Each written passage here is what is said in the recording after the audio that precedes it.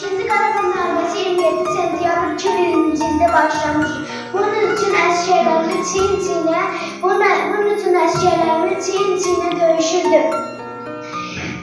Biz bu şəhidlərimizin qarşısında bəşərik.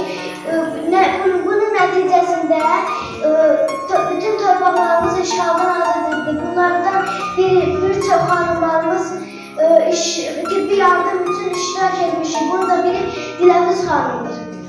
Bunun haqqında məlumatı Diləviz xanıma soruşmalıyıq. Diləviz xanım, bu döyüşdə bizim jurnalistlərimizin verdiyimiz suallara cavab verin.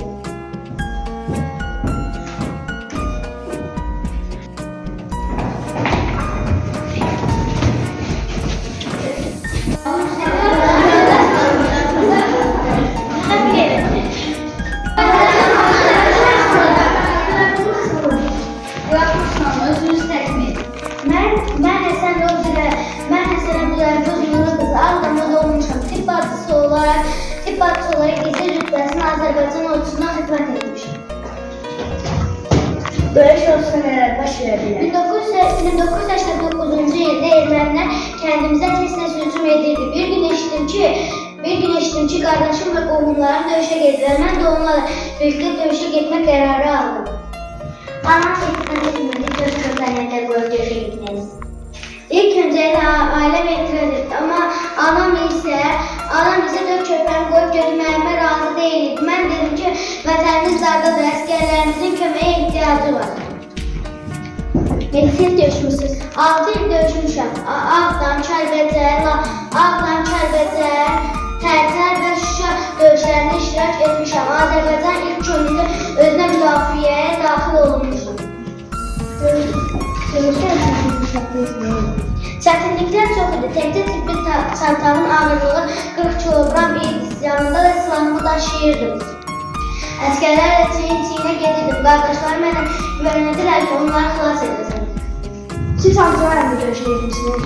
Mən 4 rayonun döyüşlərində iştirak etmişəm. Ağdam, Kəlbəcər, Şuşa və Tərtər.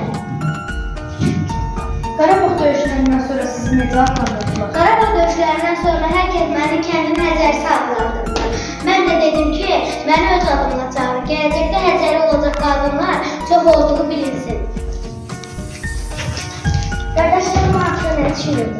Qardaşlarım mənim haqqımda çox yaxşı şeylər fikirləşirdi. Çünki mən onları xilas edəcəyimi bilirdilər. Siz əsgərlərin kimi etmişsiniz? Mən əsgərlərə hər zaman yaralı olduqda tibbi çantamda lazım olan ləvazimatları çıxarıb əsgərlərə kömək edirdim.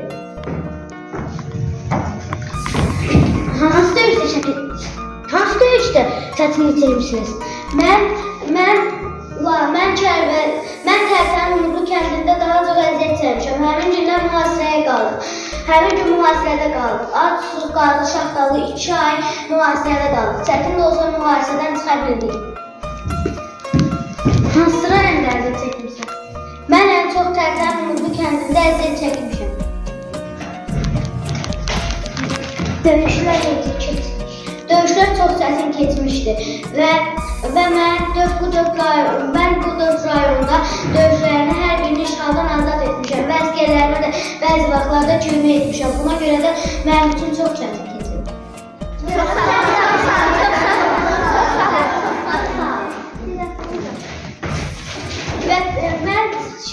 Çox sağ olun. Mən şadam.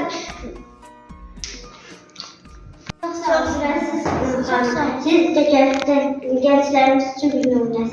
Çox sağ olun. Mən də şadam ki, vətənimizdə mərd oğullarımız və qızlarımız çoxdur. Var olun və çox sağ olun. Kim belə iştirak edib mənə suallar verir. Sağ olun.